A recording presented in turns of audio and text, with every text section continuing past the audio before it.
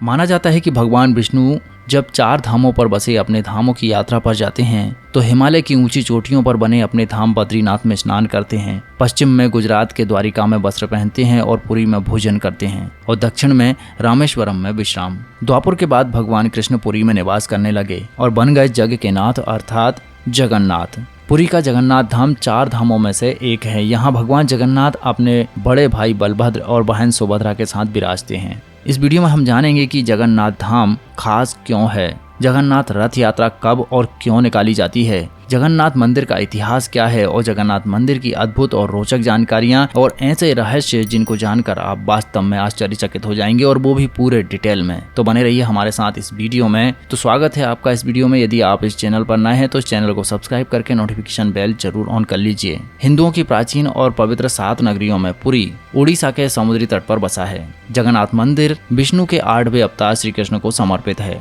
हिंदू मान्यता के अनुसार ऐसा कहा जाता है कि हर व्यक्ति को अपने जीवन में एक बार पुरी में स्थित जगन्नाथ मंदिर के दर्शन के लिए जरूर जाना चाहिए। आज का उड़ीसा प्राचीन काल में उत्कल प्रदेश के नाम से जाना जाता था। उत्कल प्रदेश के प्रधान देवता श्री जगन्नाथ जी ही माने जाते हैं। पुराणों में इसे धरती का बैकुंठ कहा जाता है।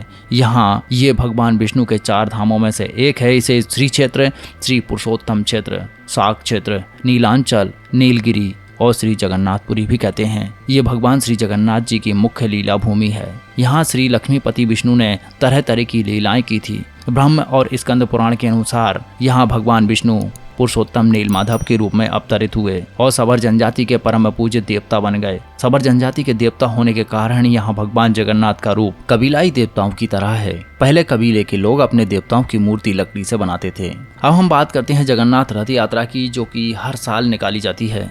जगन्नाथ रथ यात्रा का पावन उत्सव आषाढ़ शुक्ल पक्ष की द्वितीया से प्रारंभ होता है और शुक्ल पक्ष एकादशी तक मनाया जाता है। हर साल जगन्नाथपुरी में भगवान श्री जगन्नाथ जी की रथ यात्रा का उत्सव पारंपरिक रीति के अनुसार बड़े धूमधाम से आयोजित किया जाता है। श्री जगन्नाथ रथ यात्रा में भगवान श्री कृष्ण और उनके भाई बलभद्र और बहन सुभद्रा का रथ होता है। रथ यात्रा के दौरान लाखों की संख्या में लोग शामिल होते हैं। इस दौरान रथ को अपने हाथों से खींचने के लिए श्रद्धालुओं का तांता लगा रहता है, क्योंकि रथ को अपने हाथों से खींचना बेहद ही शुभ माना जाता है। रथ खींचकर लोग अपने आप को धन्य समझते हैं। हिंदू धर्म में जगन्नाथ रथ यात्रा का एक बहुत ही बड़ा महत्व है। मान्यताओं के अनुसार रथ यात्रा को निकालकर भगवान जगन्नाथ को प्रसिद्ध गुंडीचा मंदिर तक पहुंचाया जाता है। यहाँ भगवान जगन्नाथ आराम करते हैं। गुंडीचा माता मंदिर में भारी तैयारियां की जाती हैं और मंदिर की साफ सफाई के लिए इंद्रदुम्न सरोवर से जल लाया जाता है। जगन्नाथ रथ यात्रा को केवल भारत में ही नहीं बल्कि दुनिया भर में प्रसिद्ध त्योहार के रूप में जाना जाता है। परंपरा अनुसार भगवान जगन्नाथ,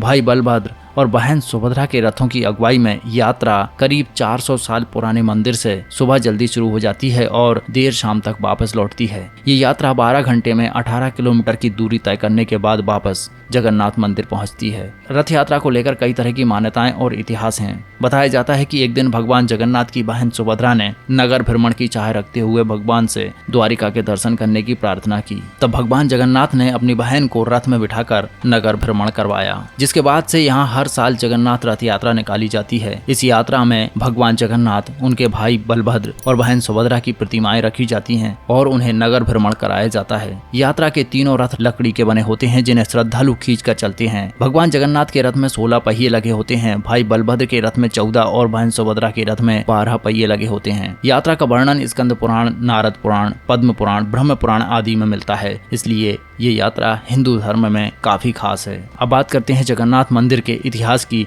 इस मंदिर का सबसे पहला प्रमाण महाभारत के वन पर्व में मिलता है। कहा जाता है कि सबसे पहले सबर आदिवासी विश्व वसु ने नीलमाधव के रूप में इनकी पूजा की थी। आज भी पुरी के मंदिरों में कई सेवक हैं जिन्हें देतापति के नाम से जाना जाता है। राजा इंद्रदुम्न मालवा का राजा था, जिनके पिता का नाम भारत और माता का नाम सुमति। राजा इंद्रदुम्न को सपने में जगन्नाथ जी के दर्शन हुए थे। कई ग्रंथों में राजा इंद्रदुम्न और उनके यज्ञ के बारे में विस्तार से लिखा गया है। उन्होंने यहाँ कई विशाल यज्ञ भी किए और कई सरोवर बनवाए। एक रात भगवान विष्णु ने उनको सपने में दर्शन दिए और कहा कि नीलांचल पर्वत की एक गुफा में मेरी एक मूर्ति है, उसे नीलमाधव कहते हैं। तुम एक मंदिर बनवाकर उसमें मेरी मूर्ति स्थापित करवा दो। राजा ने अपने सेवकों को नीलांचल पर्वत की खोज में भेजा। उसमें से एक था ब्राह्मण विद्यापति। विद्यापति ने यह सुन रखा था कि सबर कबीले के लोग नीलमाधव की पूजा करते हैं और उन्होंने अपने देवता की इस मूर्ति को नीलांचल पर्वत की गुफा में छुपा कर रखा है। विद्यापति ये भी जानता था कि सबर कबीले का मुखिया विश्ववसु नीलमाधव का उपासक है और उसी ने मूर्ति को गुफा में छुपा कर रखा है। चालाक विद्यापति ने सबर कबीले के मुखिया विश्ववसु की बेटी से विवाह कर लिया।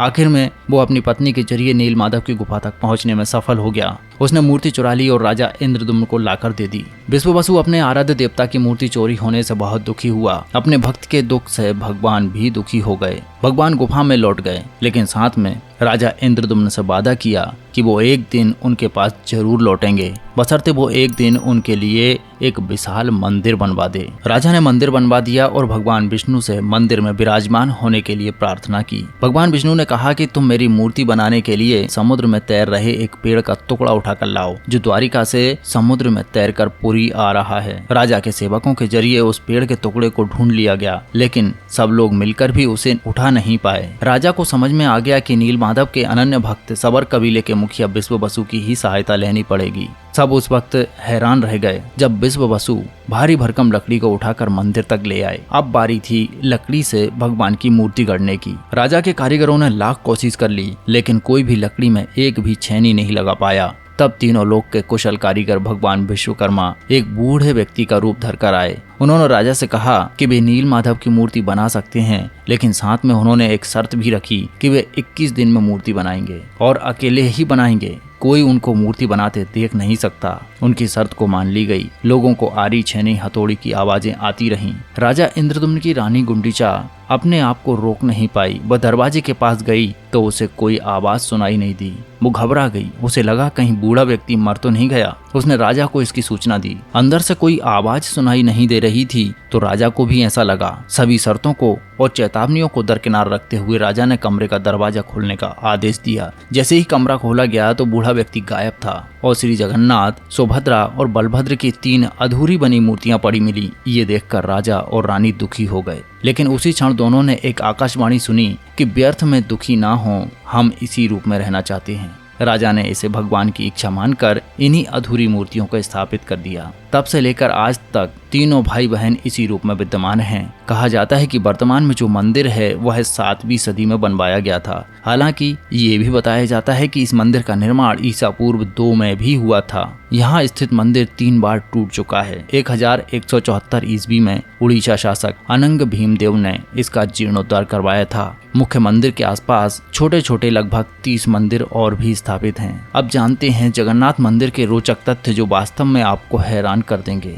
श्री जगन्नाथ मंदिर के ऊपर लगा लाल ध्वज हमेशा हवा के विपरीत दिशा में लहराता है। ऐसा किस कारण होता है ये तो वैज्ञानिक भी नहीं बता सकते, लेकिन ये निश्चित ही आश्चर्यजनक बात है। ये भी आश्चर्य है कि प्रतिदिन शाम के समय मंदिर के ऊपर स्थापित ध्वज को मानव द्वारा उल्टा चढ़कर बदला जाता है। ध्वज भी इतना भव्य है कि जब ये लहराता है तो इसे देखते ही रह जाते हैं। ये दुनिया का सबसे भव्य और ऊंचा मंदिर है। ये मंदिर 4 लाख वर्ग फुट क्षेत्र में फैला है। इसकी ऊंचाई लगभग 214 फुट है। मंदिर के आसपास खड़े रहकर इसकी गुंबद देख पाना मुश्किल है। मुख्य गुंबद की छाया दिन के किसी भी समय दिखाई नहीं देती। 7वीं सदी में निर्मित पुरी के इस भव्य मंदिर के निर्माण को देखकर इस बात को भली भांति समझा जा सकता है कि हमारे पूर्वज कितने बड़े इंजीनियर रहे होंगे।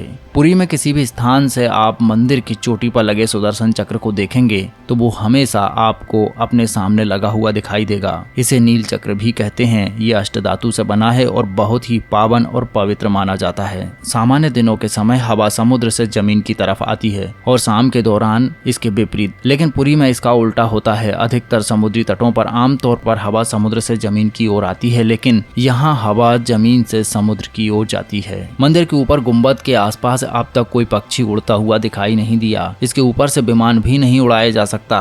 मंदिर के शिखर के पास भी पक्षी उड़ते नजर नहीं आते, जबकि देखा गया है कि भारत के अधिकतर मंदिरों की गुंबदों पर पक्षी बैठ जाते हैं और आसपास उड़ते हुए नजर भी आ जाएंगे। इस मंदिर का रसोई घर पूरी दुनिया भर की रसोई घर से सबसे बड़ा है। 500 रसोइये 300 सहयोगियों के साथ भगवान जगन्नाथ जी का प्रसाद बनाते हैं और ये सारा खाना मिट्टी के बर्तनों में बनाया जाता है। लगभग 20 लाख भक्त यहाँ भोजन कर सकते हैं। कहा जाता है कि मंदिर में प्रसाद कुछ 1000 लोगों के लिए ही क्यों ना बनाया गया हो, लेकिन इससे लाखों का पेट भर जाता है। मंदिर के अंदर पकाने के लिए भोजन की मात्रा पूरे वर्ष के लिए रहती है। प्रसाद की एक भी मात्रा कभी व्यर्थ नहीं जाती। मंदिर की रसोई में प्रसाद पकाने के लिए 7 बर्तन एक दूसरे के ऊपर रखे जाते हैं और ये सब कुछ लकड़ी पर ही पकाया जाता है। इस प्रक्रिया में सबसे ऊपर रखे बर्तन की सामग्री सबसे पहले पकती है और क्रम अनुसार नीचे की तरफ एक के बाद एक पकती जाती है, अर्थात सबसे ऊपर रखे बर्तन का खाना सबसे पहले पकता है ना चमत्कार। मंदिर के सिंह द्वार में पहला कदम मंदिर के अंदर रखते ही मंदिर के अंदर से आप समुद्र से आती हुई कोई भी आवाज नहीं सुन सकते। मंदिर के बाहर की ओर एक कदम पार करते ही आप इसे सुन सकते हैं। इसे शाम के समय स्पष्ट रूप से अनुभव किया जा सकता है। यहाँ श्री कृष्ण को जगन्नाथ कहते हैं। जगन्नाथ के साथ उनके भाई बलभद्र यानी बलराम और बहन सुभद्रा विराजमान हैं। तीनों की ये मूर्तियां लकड़ी की बनी हुई हैं। यहाँ पर हर 12 साल में एक बार मूर्तियों का नव कलेवर होता है, यानी मूर्तियां नई जरूर बनाई जाती हैं, लेकिन आकार और रूप वही रहता है। कहा जाता है कि उन मूर्तियों की पूजा नहीं होती, केवल दर्शन के लिए रखी जाती हैं। आषाढ़ माह में भगवान रथ पर सवार होकर अपनी मौसी रानी गुंडीचा के घर जाते हैं। ये रथ यात्रा 5 किलोमीटर में फैले पुरुषोत्तम क्षेत्र में ही होती है। रानी गुंडीचा भगवान जगन्नाथ के परम भक्त राजा इंद्रदुम्न की पत्नी थी, इसलिए रानी को भगवान जगन्नाथ की मौसी कहा जाता है। अपनी मौसी के घर भगवान 8 दिन रहते हैं। आषाढ़ शुक्ल पक्ष दशमी को वापसी की यात्रा होती है। माना जाता है कि 3 बार समुद्र ने जगन्नाथ जी के मंदिर को तोड़ दिया था। कहा जाता है कि जगन्नाथ जी ने हनुमान जी को यहाँ समुद्र को नियंत्रित करने के लिए नियुक्त किया था, परंतु हनुमान जी भी जगन्नाथ जी के दर्शनों का लाभ लेना चाहते थे। जैसे ही वे प्रभु के दर्शन के लिए नगर में जाते तो समुद्र भी उनके पीछे पीछे नगर में प्रवेश कर जाता था। केसरी नंदन हनुमान जी की इस आदत से परेशान होकर जगन्नाथ महाप्रभु ने हनुमान जी को यहाँ सोने की बेड़ियों से बांध दिया। यहाँ जगन्नाथपुरी में ही सागर के तट पर हनुमान जी का प्राचीन और प्रसिद्ध मंदिर है। भक्त लोग बेड़ी में जकड़े हनुमान जी के दर्शन करने के लिए आते रहते हैं। इस वीडियो में बस इतना ही। ये वीडियो कैसा लगा हमें जरूर कमेंट करके बताइए। इस वीडियो को लाइक करिए, शेयर करिए और ऐसे ही इंटरेस्टिंग वीडियो देखने के लिए इस चैनल को सब्सक्राइब करके नोटिफिकेशन बेल जरूर ऑन कर लीजिए। तो मिलूंगा मैं एक नए वीडियो में नए टॉपिक के साथ। तब तक के लिए bye bye, take care and video देखने के लिए धन्यवाद।